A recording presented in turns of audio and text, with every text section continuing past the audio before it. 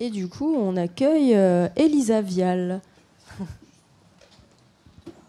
Elisa Vial, qui est doctorante en études sémiotiques à l'Université du Québec à Montréal, à l'UQAM, et qui est également assistante de recherche pour la chaire du Canada sur les données massives et les communautés de joueurs, et également membre du groupe de recherche Homo Ludens. Donc Elisa, dans sa thèse, travaille sur la représentation des asiles et des hôpitaux psychiatriques dans les jeux vidéo depuis les années 2000, et sur les effets de sens qui en découlent. Et elle s'intéresse notamment aux conséquences que peuvent avoir ces représentations à la fois sur les joueuses et les joueurs, et également sur la société, et en particulier donc, par rapport aux questions de prise en charge des patients et des patientes. Et donc aujourd'hui, Elisa nous propose une communication qui s'intitule... c'est pas du tout le titre qu'on m'a donné. Donc qui, à l'origine, s'intitule « Penser l'archive et l'artefact dans le jeu Ton of Light », et donc dans lequel elle va questionner l'usage et la place de l'archive donc dans ce jeu vidéo qui est sorti en 2016. Je te laisse la parole. Ça marche, oui. Alors oui, effectivement, j'avais intitulé au début « Penser l'archive et l'artefact ». Puis finalement, j'ai repensé mon titre. Donc là, effectivement, je vais parler de Ton of Light et de comment raconter et médiatiser une histoire marginalisée. On verra de quelle histoire on parle.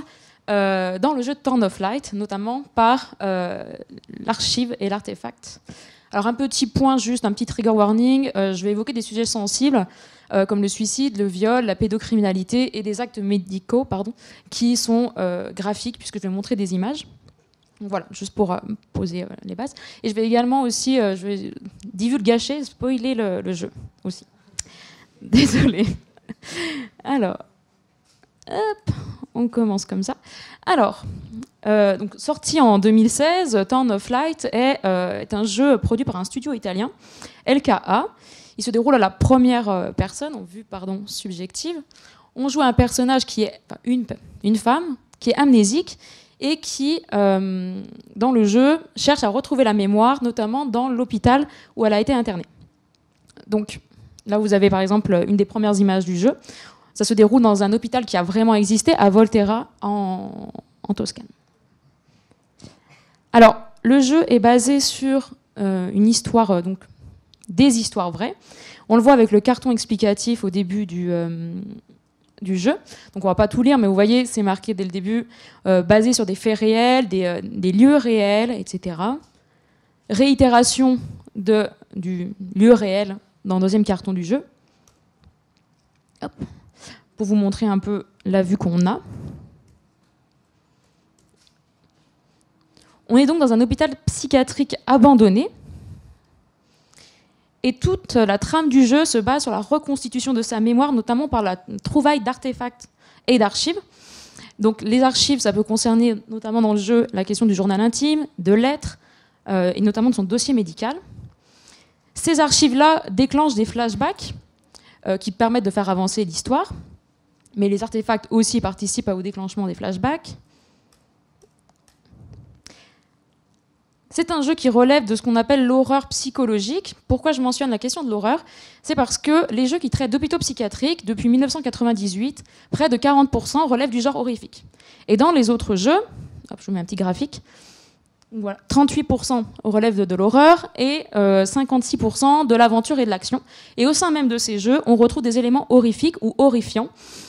Donc, la thématique de l'horreur, de l'association de la violence, de l'horreur et de la psychiatrie dans le jeu vidéo comme dans les films sont liées.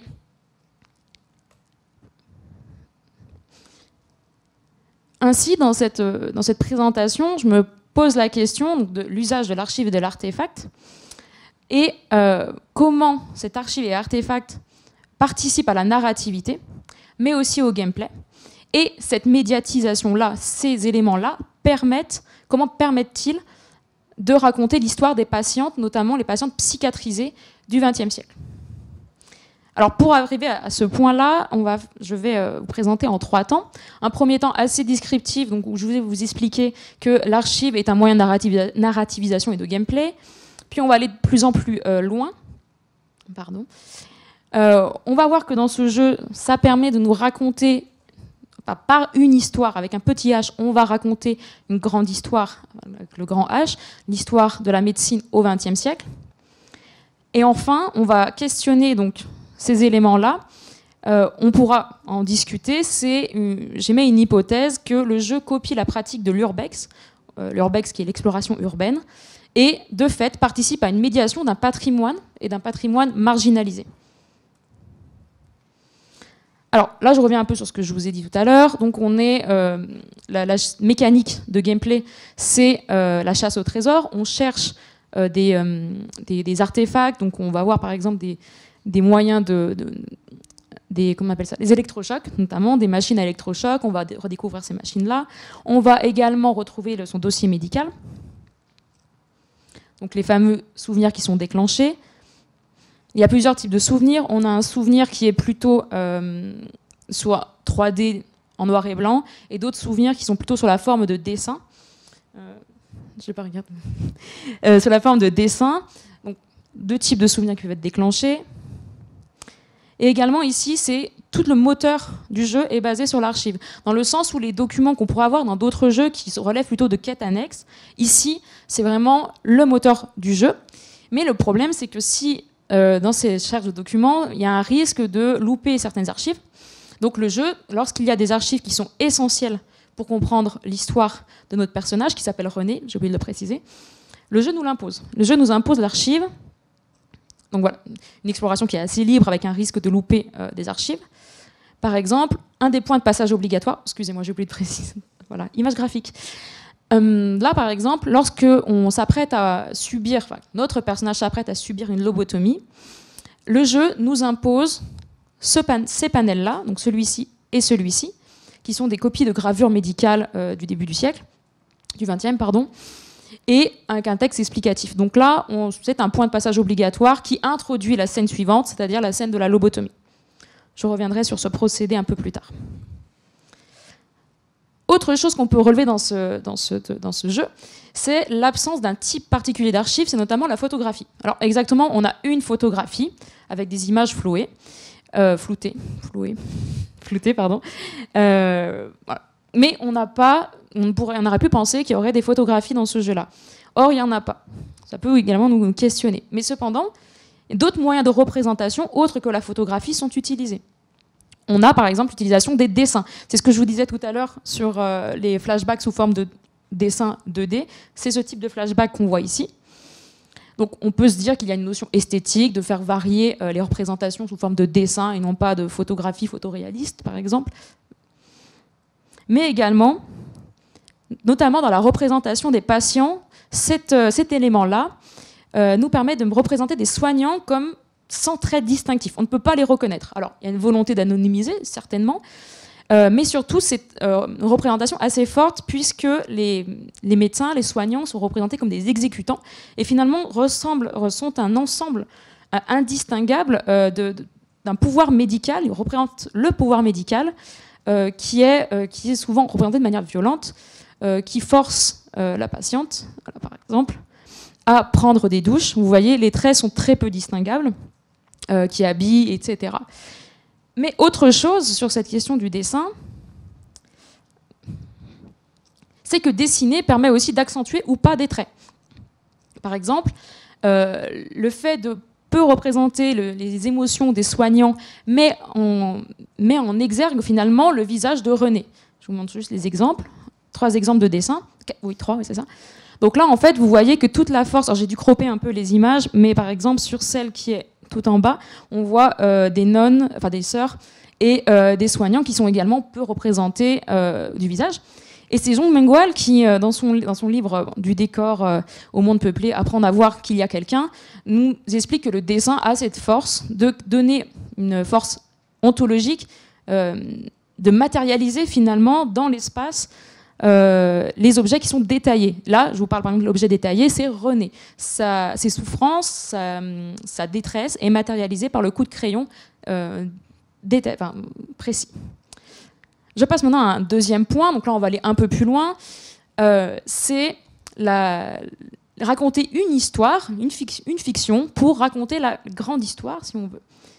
Tout d'abord, l'archive ici joue un rôle d'incursion du réel dans la fiction. Qu'est-ce que je veux dire par là? C'est qu'en fait, cette archive, vous allez voir, par exemple, un type d'archive qu'on retrouve, il est extrêmement détaillé. Et on peut parler, donc ce que Verret appelle un halo d'authenticité qui est donné aux joueurs, qui nous met en condition en fait, d'acceptation de l'histoire qui nous est racontée. Mais plus que la matière qui est représentée, le papier, vous voyez la forme finalement, également la reconstitution est réaliste dans les contenus. Donc on a la question des électrochocs, du curare, les symptômes qui sont décrits, etc., qui sont historiquement attestés au début du siècle. Donc là, par exemple, vous voyez, c'est écrit en italien, mais c'est marqué qu'elle est, par exemple, elle est apathique, et c'est des symptômes qu'on pouvait retrouver. Alors là, j'ai pas mis cet exemple-là, mais on a aussi l'abandon du domicile familial, qui était une raison d'internement des femmes, parfois des femmes. Bon, et il retrace en fait ces vrais symptômes, je mets des guillemets à vrai, qui étaient donnés pour les femmes, pour les psychiatriser. Donc là, je vous avais un exemple d'artefact aussi. Donc tout ça, tout ce que je vous raconte, c'est entre le paratexte du début qui vous dit qu'on est dans une histoire réelle, basée sur des faits réels, une place, un lieu qui a déjà qui existe encore, nous met en fait, avec l'archive, dans une condition d'acceptation de l'histoire de René, notre personnage, comme étant vraie. L'histoire est fictionnelle, mais elle est un agrégat d'histoires personnelles qui ont été piochées à droite à gauche dans les archives par les développeurs et qui permettent une représentation finalement de diverses subjectivités en une fiction. Et là, un point intéressant, donc je me permets de parler d'abolition de la convenance archivistique. Donc tout le jeu nous met en condition d'une histoire réelle qui s'est vraiment passée, enfin, diverses histoires en une histoire fictionnelle.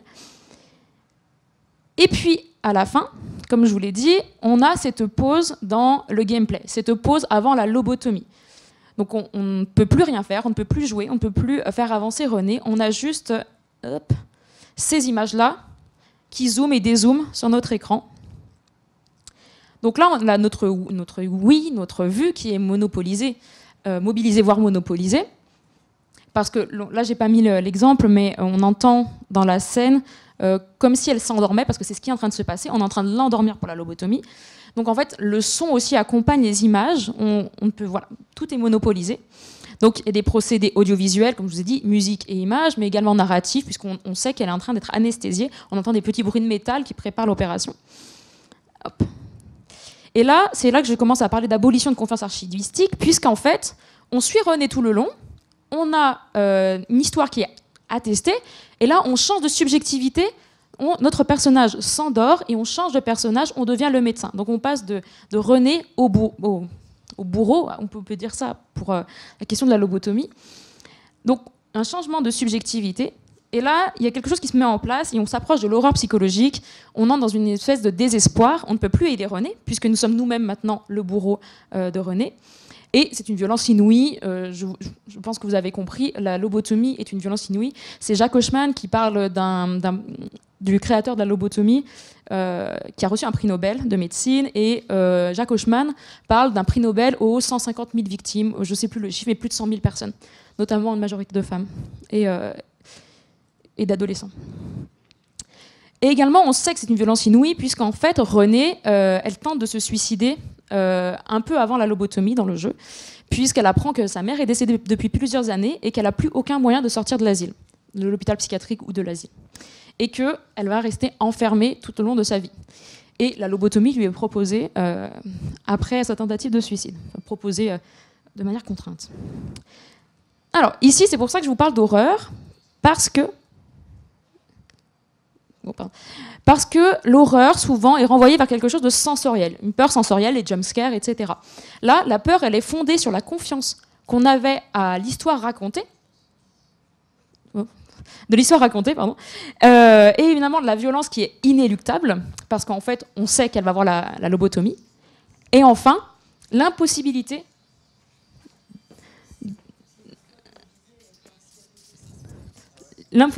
d'agir et de fuir cette violence. Donc là, toute la peur relève sur ça et non plus sur les sens. Donc là, par exemple, c'est l'image que vous avez avant de vous endormir en tant que personnage.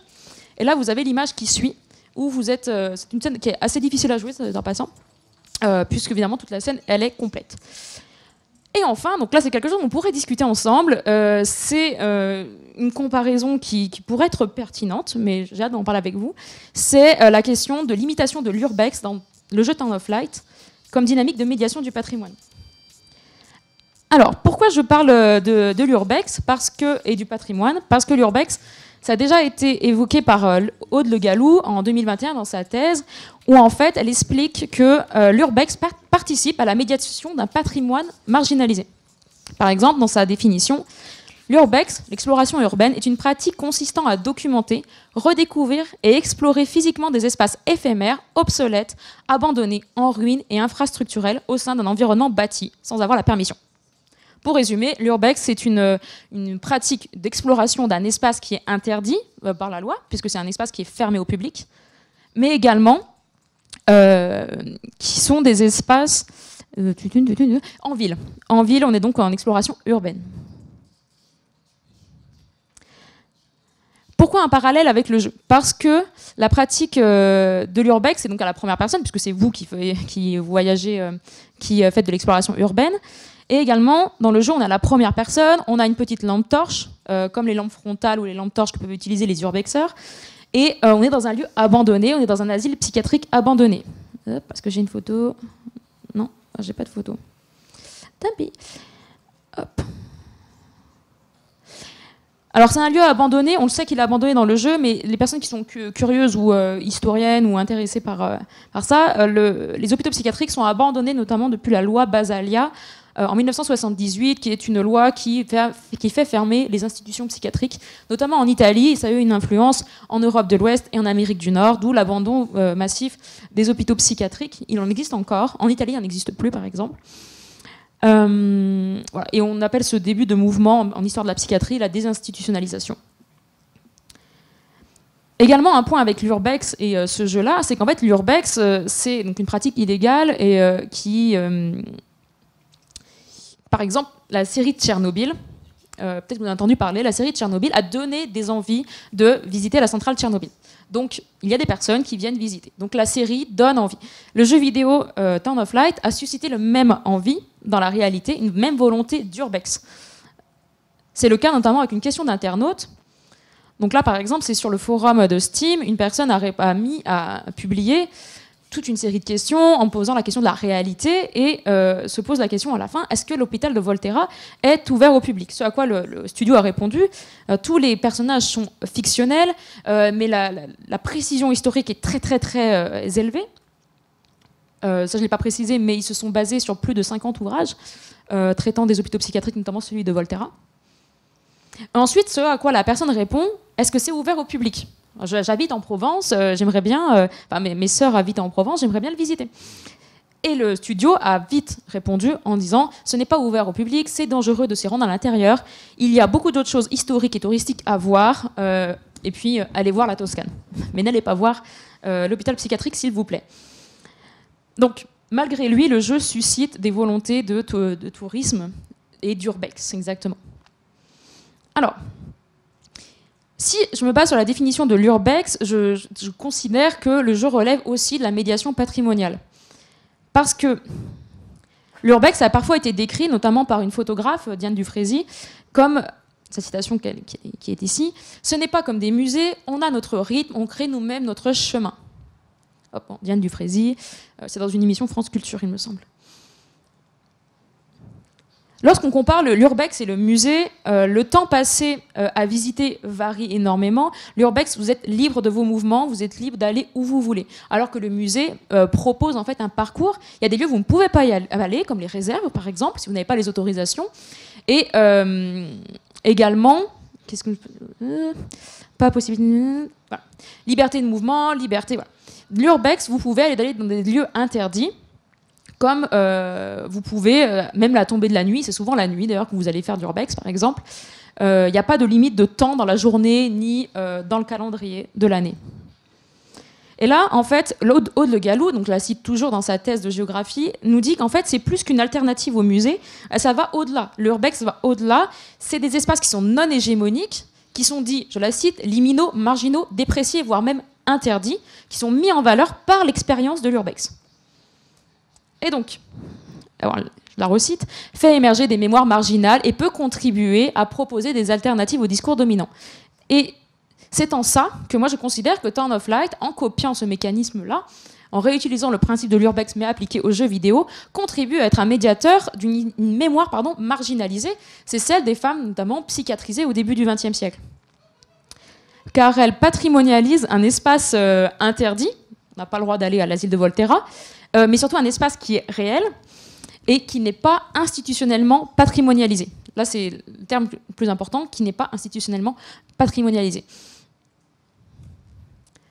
Donc, le biais qui a été utilisé, je le rappelle, c'est d'utiliser des artefacts, des archives, mais quand même dans une fictionnalisation. Et on peut même parler d'expérience du lieu, de l'hôpital, et d'une mémoire. Alors, je fais dans ma petite conclusion, le jeu... Pardon. Donc, une collecte d'archives, découverte d'artefacts, imitation de l'urbex, qui fait de ce jeu finalement une étrangeté intéressante du reste de la production vidéoludique qui traite d'hôpitaux psychiatriques. Pourquoi je dis ça? Et pourquoi dans l'introduction je vous ai parlé d'horreur? Parce que beaucoup de jeux horrifiques, horrifiants, qui traitent des asiles et des hôpitaux psychiatriques, utilisent des ressorts horrifiques qui relèvent des peurs sensorielles, c'est-à-dire des jumpscares, vraiment, voilà, mais en montrant par exemple que les patients sont des monstres. Et ça, le problème, c'est que ça relève de ce qu'on appelle la psychophobie. La psychophobie, c'est l'oppression et la stigmatisation de personnes atteintes de troubles mentaux ou supposément étant atteintes de troubles mentaux.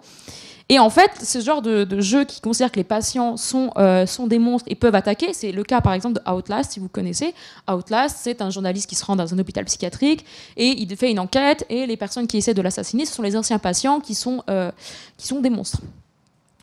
Ici, ce qui est intéressant dans ce jeu, c'est que le jeu ne nous propose pas une peur basée sur les patients qui sont des monstres. Ici, la peur relève en fait d'une histoire réelle, de l'impunité des patients, parce que je ne l'ai pas mentionné j'avais pas assez de place ni de temps pour en évoquer, mais en fait, elle est victime, notre personnage est victime d'agressions sexuelles, de viols de la part des soignants, de maltraitance de la part des soignantes également.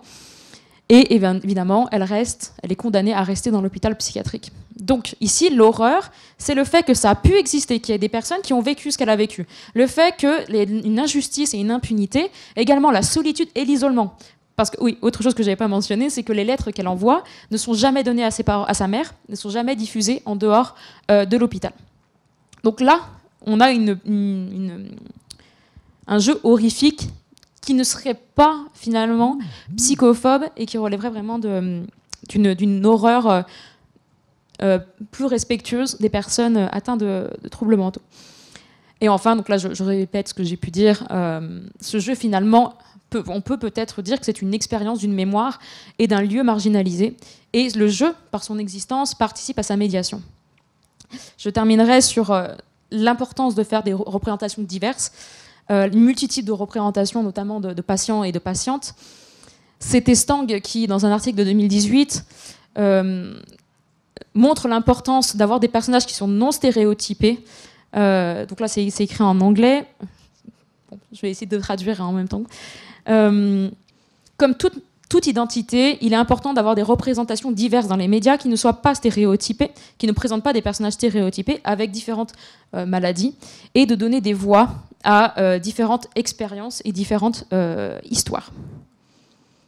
Donc on peut aussi se poser la question de la sensibilisation au public, aux autres, les personnes atteintes de troubles mentaux, mais également de questionner aussi notre rapport, nous, aux institutions médicales et patriarcales. Donc c'est des forces, des rapports de pouvoir qui sont faits au sein de ces institutions, et également de questionner la privation de liberté de manière plus générale. Voilà, je vous remercie pour votre attention. Et toutes les images donc, là, que j'ai prises proviennent d'un gameplay sur YouTube. J'ai mis la référence ici. Merci Elisa pour ta présentation et je m'excuse au nom de tous les membres du comité pour le bruit qui, je pense, s'échappe du plafond. J'espère que ça t'a pas trop dérangé et merci pour ta présentation. Moi, c'est vrai que ça m'intéresse pas mal parce que je travaille sur, comme tu le sais, sur les jeux liés à la santé et je m'intéresse surtout aux troubles psychologiques et à la manière dont les gens peuvent s'exprimer à travers le jeu, etc. Mais ça, voilà, tout ce que tu as dit, ça me parle assez. Et du coup, j'entends et je comprends, enfin en tout cas j'imagine quelles sont les conséquences que peuvent avoir des démarches ludiques, disons psychophobes, comme tu les as appelées dans ta conclusion. Et du coup je me demande, alors je sais que tu es qu'au début de ta thèse entre guillemets, mais je me demande voilà, quelles sont à l'inverse les conséquences concrètes que peuvent avoir un jeu comme celui-ci qui justement repose sur des éléments historiques précis et qui relèvent d'une forme justement plutôt d'authenticité fictionnelle. Voilà, quelles sont les conséquences d'un jeu comme celui-ci sur la prise en charge notamment des patients et des patientes? Alors, j'aurais pas de grande réponse, mais en tout cas, de ce que j'ai pu voir, donc j'ai pas énormément étudié la réception, sauf sur les forums et les médias sociaux numériques. Mais une des réponses qu'on a dans ce genre de situation, c'est, par exemple, alors j'aurais pu le mettre dans le PowerPoint, mais il y a des gens qui disent merci. Merci de représenter autrement et merci de faire découvrir d'autres choses. Donc, j'ai surtout vu ça a suscité plutôt de l'intérêt. Donc d'un côté, un certain soulagement et remerciement, et de l'autre, de l'intérêt. Entre autres, là, ici, pour voir vraiment du point de vue de l'Urbex. Mais après, sur la prise en charge des patients, j'aurais pas spécialement de réponse. L'idée, ça serait, oui, qu'il y ait une prise en charge, en fait, que le regard change. L'idée, ça serait ça. Mais j'en suis loin d'avoir fini la question de la réception jusqu'à là. Ok, donc je propose que voilà, Sébastien a une question déjà. Merci beaucoup pour cette intervention qui était vraiment très riche, notamment sur les points effectivement de la notion d'authenticité ou de la construction un peu de l'aspect du réalisme. Alors c'est intéressant parce que finalement j'ai l'impression qu'ils jouent un peu entre les deux, quoi. Là finalement on est vraiment dans l'ère intermédiaire entre il y a beaucoup d'autofiction finalement et ils essayent de créer une sorte de pacte de véridicité. Et ce qui est intéressant c'est de voir comment ils l'entretiennent alors même que il y a des nombreux éléments comme tu l'as rappelé qui pouvaient aussi nous tirer plutôt vers la fiction et finalement comment on balance entre les deux et du coup je me demande finalement qu'est-ce qu'il emporte dans la lecture des joueurs par rapport à cette lecture-là. Est-ce qu'ils lisent ça comme une interprétation, c'est-à-dire est-ce qu'ils penchent plus vers la lecture sous couvert de pacte biographique ou plutôt est-ce qu'ils voient ça davantage au prisme un peu de l'autofiction? Et alors ça c'est un premier aspect. Et l'autre aspect, alors il y a un mois de ça, j'étais à Cologne, au Cologne Game Lab, où on participait en fait à un séminaire sur la santé mentale. Et une des intervenantes justement intervenait sur le fait qu'il fallait changer le regard qu'on avait sur la représentation de la psychiatrie dans les jeux vidéo justement. Et elle militait plutôt pour des jeux qui présentaient la psychiatrie de façon positive. Ou la prise en charge psychologique, etc. Et j'ai l'impression que finalement, dans ce jeu-là, on ne sort pas tellement tant que ça des stéréotypes, puisqu'il mobilise quand même le registre de l'horreur, le registre de la peur, qui est le registre un peu le stéréotype en soi de la façon dont on parle dans les jeux vidéo de la psychiatrie depuis, je sais pas, on remonte, Sanitarium par exemple, c'est très très connu aussi comme type de jeu. Et finalement, là, se mettre à la place du bourreau, à un moment, véritablement, ça interroge aussi sur la façon dont ils parlent finalement de l'acte psychiatrique et c'est sur ce qu'ils intiment de faire aux joueurs sans vraiment d'agentivité ou de contingence pour créer cet effet un peu horrifique. Il y a cette idée, mais qui avait été soulignée aussi de nombreuses fois dans le cinéma, de la pulsion scopique de qu'est-ce que je vais montrer et qu'est-ce qui est éthique finalement de montrer et pour quelles raisons je fais ça et est-ce que ça sert le propos finalement. Alors là, ça tend peut-être un peu à le servir. Voilà, parce que finalement, l'idée, c'est de montrer l'horreur de ce qu'il y a eu. Mais si l'idée, c'est de changer le regard sur la psychiatrie, j'ai pas l'impression que le fait de le traiter sous l'angle horrifique Et justement, d'imposer la place du bourreau aux joueurs, ça contribue à changer forcément la perception qu'on va avoir de l'acte psychiatrique. Et c'est vrai qu'il est encore particulière par rapport à l'histoire qu'il y a eu aux États-Unis, en Italie, et qui est encore différente en France. Okay. Alors, du coup, en deux temps, la première partie de ta question, c'était sur comment les joueurs le perçoivent. Ah oui, plutôt comme une autofiction ou plutôt comme un pacte biographique, quoi.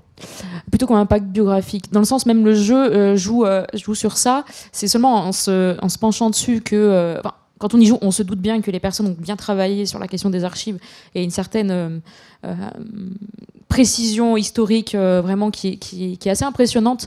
Je m'étais attendue à ce que des historiens aient travaillé dessus d'ailleurs avant de me pencher plus sur ce jeu. Mais effectivement, ce qui est renvoyé, donc je ne sais pas si j'avais été claire, mais c'est une fiction. Donc Renée n'existe pas en tant que telle, mais tout est fait pour faire comme si elle existait. Elle s'appelle Renée T, donc avec un T et puis un point, comme si on avait raccourci son nom de famille, qui donne l'impression qu'on suit une personne qui a vraiment existé. Mais en fait, ce qu'expliquaient les développeurs, et voilà, par respect, on va dire, pour les patients, ce n'est pas une personne dont on a pris l'histoire, on a fait une histoire stéréotypée d'une femme qui, dans les années 40, qui aurait pu vivre ça, en prenant plein de dossiers médicaux, etc. Mais c'est là que c'est intéressant, c'est que c'est finalement une fiction. Oui, mais fiction. Qui est traité sous l'angle du pacte biographique. Et c'est là où c'est un peu piégeux quand même aussi. C'est-à-dire, quelque part, il y a une logique de stéréotype aussi de l'agrégation d'expériences qu'on va présenter sous couvert de pacte biographique. Et le fait que les joueurs lisent ça sous l'intermédiaire de pacte biographique, ça montre qu'il y a comme un floutage aussi, qui est typiquement ludique entre la fiction et la réalité. Mais donc ça confirme le fait que finalement, ils peuvent faire passer pour pacte biographique quelque chose sous couvert de véridicité, qui est pourtant un agrégat fictionnel, de stéréotypes d'expériences vécues, quoi. Et c'est là, en fait, que je trouve que le jeu est très pertinent pour traiter l'histoire de la psychiatrie. C'est qu'en fait, en soi, ce n'est pas un problème de traiter, on va dire, la psychiatrie sous l'angle de l'horreur. Ce n'est pas, en fait, un problème en soi. Ce qui est problématique, c'est, par exemple, d'utiliser les patients comme le moteur horrifique. Je fais une parenthèse, j'ai vulgarisé mon sujet avec des élèves, et ils m'ont parlé du jeu Phasmophobia, où, en fait, le joueur perd de la santé mentale quand il est dans le noir face à des fantômes. Et les élèves, ils m'avaient demandé, est-ce que ça, c'est mal? Est-ce que ça, du coup, ça veut dire que c'est de la mauvaise horreur? Et j'ai dit non, parce qu'en fait, là, les fantômes sont des fantômes dans le jeu, ce ne sont pas des patients, etc. Et c'est notre personnage qui perd de la santé mentale. Et là, j'aurais dit, comme n'importe qui pourrait perdre de la santé mentale, pourrait être atteint de divers troubles au cours de sa vie. Et c'est là où, en fait, où le stéréotype me dérange pas spécifiquement, parce que là, en fait, on voit l'horreur qui a existé. Ce n'est pas les électrochocs, c'est des stéréotypes d'horreur, que ça soit dans Vol au-dessus d'un nid de coucou, dans comment s'appelle ce film là dans les années 50, de Snake Pit, je sais, voilà, peu importe.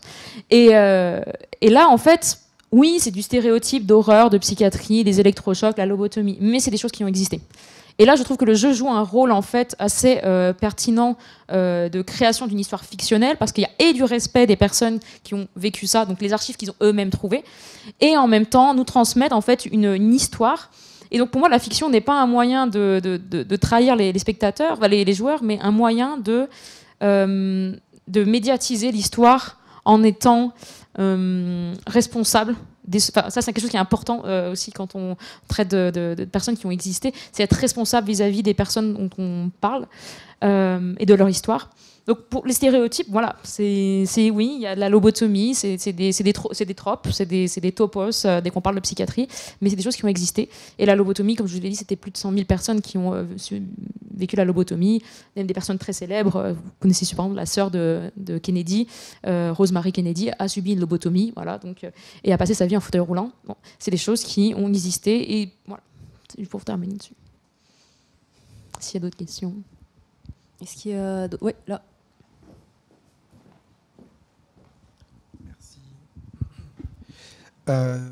Oui, merci pour la présentation qui est vraiment super intéressante et qui super intéressante et en lien avec d'autres choses qu'on a vues et qu'on va voir. Je me posais la question vraiment dans la suite de ce que vous disiez sur un lien à des choses modernes liées à la psychiatrie. Donc, est-ce que, par exemple, l'équipe de conception était en lien avec des associations? Est-ce que dans l'équipe, il y avait des personnes qui étaient concernées par les questions psychophobes ou les questions de violence psychiatrique modernes?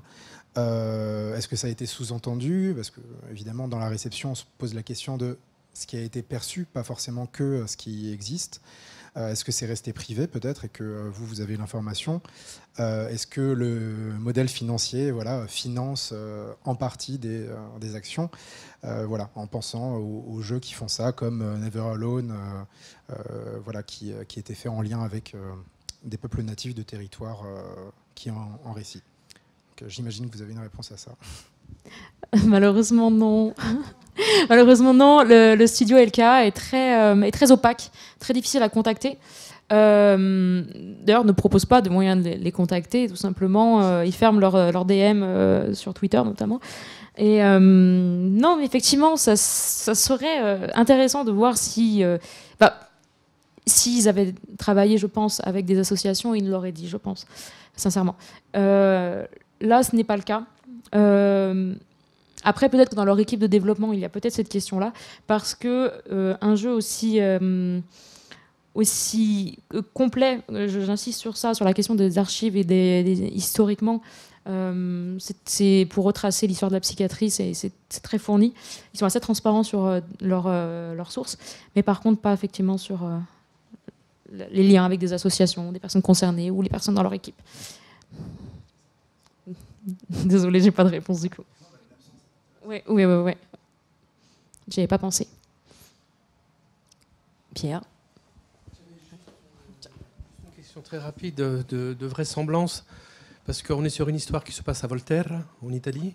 On a des sources qui sont écrites en italien, hein, j'ai apprécié. On a des mots de paratexte qui sont en anglais. Et on a quelqu'un qui s'appelle René. Il y a quelque chose, ou alors que je n'ai pas bien perçu dans l'exposé ou dans l'histoire. C'est on peut raconter une histoire qui s'est passée dans un pays et les films sont pleins de ça. Et on voit la langue originale, mais à ce moment-là, on donne le nom du terroir. Parce que cette Renée, T, elle s'écrit R-E, accent aigu, N. Oui. Donc, elle est de quelle origine elle est? Est-ce qu'elle est française, francophone? Parce que, comment est-ce qu'elle se retrouve dans un dispositif à Volterra qui est au cœur de l'Italie et en plus traité avec une histoire qui est racontée par des Anglais, ou en tout cas des Américains, puisqu'on voit. Donc, il y a quelque chose que j'ai pas bien perçu moi dans cette polyphonie de linguistique. Il y a du français dans le nom, il y a de l'italien dans les faits, et puis il y a de l'anglais dans le paritexte de l'histoire, quoi. Alors, c'est effectivement, j'ai pas eu le temps de trop m'attarder sur René. Après, son prénom, il peut tout simplement être une imitation d'un prénom français, mais le personnage est italien. Le personnage est italien, en fait, elle vit avec sa mère en dehors de Volterra, et elle est internée à la base pour une petite dépression passagère, et finalement, on lui colle tout un tas de symptômes, le fait qu'elle reste. Donc effectivement, le studio est italien et est fait en Italie, donc l'idée c'était donc là ils ont laissé les archives comme si c'était les archives de l'Ospedale de Voltaire, mais sur le paratexte, enfin sur l'anglais, là ce que vous voyez, c'est la traduction, on va dire, à l'international, c'est les dialogues, en fait, finalement. C'est les dialogues du jeu. Si on jouait le jeu en italien, le dialogue sera en italien. Donc ça pourrait être... je ne pense pas que le fait que ce soit en anglais, ici, soit si signifiant. Parce que si j'avais joué dans la version italienne, ce serait sûrement en italien. Oui, les dialogues, etc. C'est ce prénom de René, pourquoi? Est-ce qu'elle a une histoire ou est-ce qu'il y a un intérêt à ce qu'elle ait un prénom plutôt en consonance francophone? Parce que le prénom italien de René, c'est Renata. Et pourquoi elle ne s'appelle pas Renata? Est-ce qu'elle fait partie d'une famille qui a immigré, ou en tout cas une vieille famille ou une famille européenne, qui à un moment donné a trouvé bon le climat de Volterra, qui est une belle ville. Mais René n'existe pas. Donc René n'existe pas. Aucune idée, à vrai dire, pourquoi ils l'ont appelé René, pourquoi ils l'ont pas appelé avec un prénom italien des années 40. Oui, je n'ai aucune idée en fait. Pour moi, ressemble à une invraisemblance, mais peut-être que j'ai raté un épisode. Non, mais effectivement, je m'étais posé la question, effectivement, mais je n'ai absolument pas trouvé de réponse. Mais effectivement, c'est pourquoi René en plus avec un accent. Donc, je n'ai pas de réponse. On a une dernière question, peut-être? Oui, là-bas, tout en haut.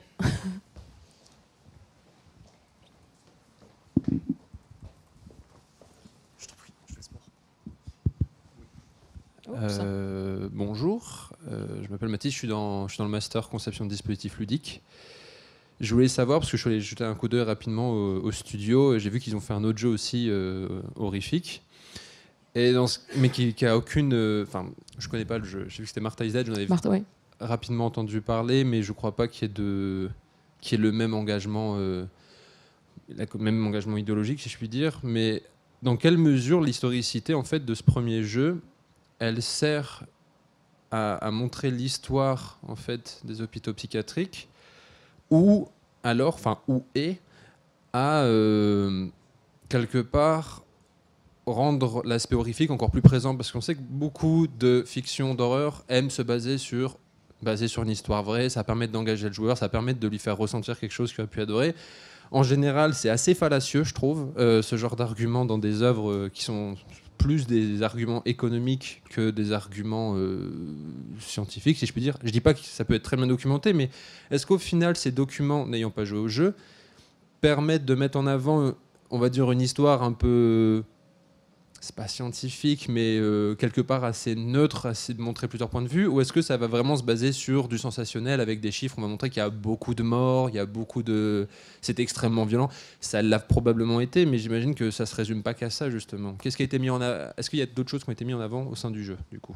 Alors ça, c'est très intéressant comme question, puisqu'en fait, effectivement, on aurait pu avoir un jeu sensationnaliste qui dise tant de personnes enfermées sans leur consentement entre les années 1875 et 1944, etc. etc. C'est pas le cas ici. Le jeu joue vraiment la carte de la fausse biographie historique. Et en fait, on n'a aucun chiffre. Là, moi, quand je vous ai cité les chiffres de la lobotomie, c'est des chiffres que moi je connais en dehors, quoi. Mais le jeu ne précise jamais que ça pourrait, que c'était le cas de partout. Et le seul moment où il y a une mention d'une histoire, que c'est une histoire globale qui a touché plein de personnes, c'est sur les forums. Ce qui n'est pas dans le jeu. Donc en fait, il faut chercher. Il faut chercher si on va voir ça. Donc on n'est pas du tout dans du sensationnalisme, on nous présente comme une histoire. Et en fait, les gens se sont posé la question. C'est en voyant les archives et les artefacts, en disant mais ça ressemble quand même beaucoup à des choses qui préexistaient, qu'ils se sont dit, vraiment, quand on tape Town of Light, on voit vraiment, is it a true story? Est-ce que c'est une histoire vraie? En quelle mesure c'est vrai? D'où le fait que je vous ai montré des images du forum. Je vais sélectionner ce passage-là, mais en fait, il y a énormément de textes, de questions, beaucoup de questions qui se posent sur est-ce que c'est vrai?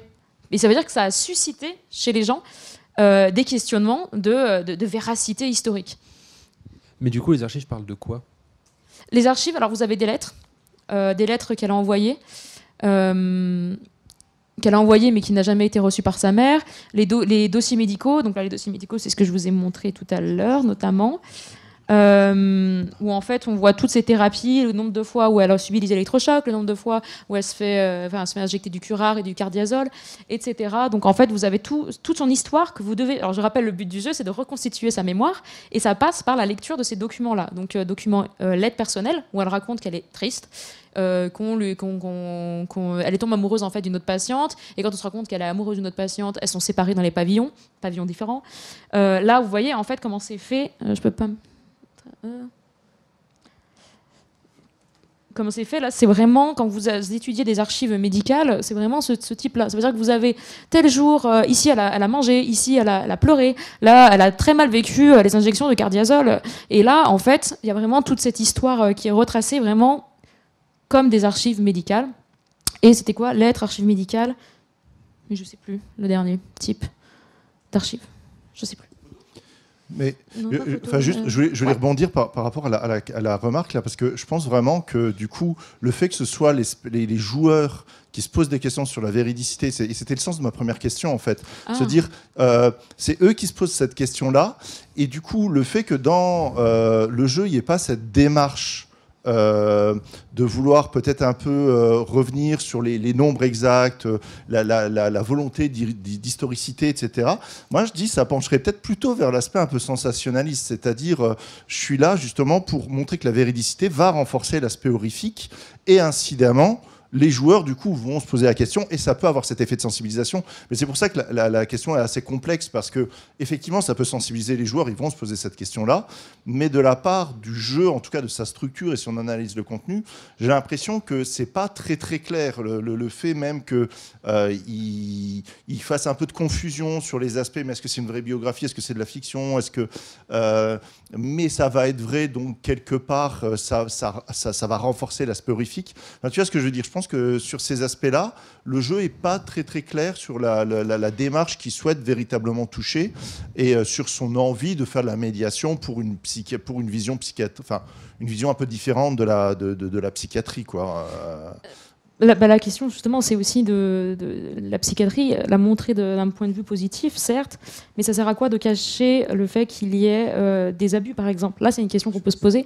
Et là, par exemple, dans la question c'est là où je suis pas d'accord sur le sensationnalisme. En fait, l'horreur ici n'est pas sensationnelle, à mon sens, parce que il est, comment on dit, épuré du too much spectaculaire. Et bien justement, et ben là c'est intéressant parce qu'en fait, l'horreur, c'est la réalité. Enfin, tu vois ce que je veux dire?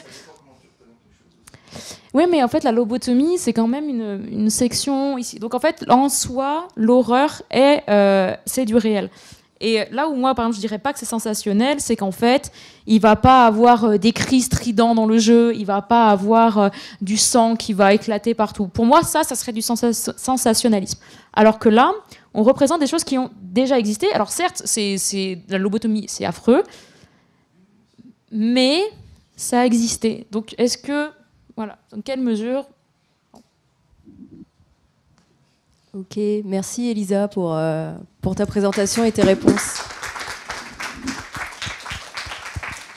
Je prends rapidement la parole. Je pense qu'on va reprendre à 16h, ce qui était prévu sur le planning. Il est 15h33, donc on fait une grande pause. Comme ça, on peut continuer à poser des questions et à discuter entre nous. Merci à tous et à toutes.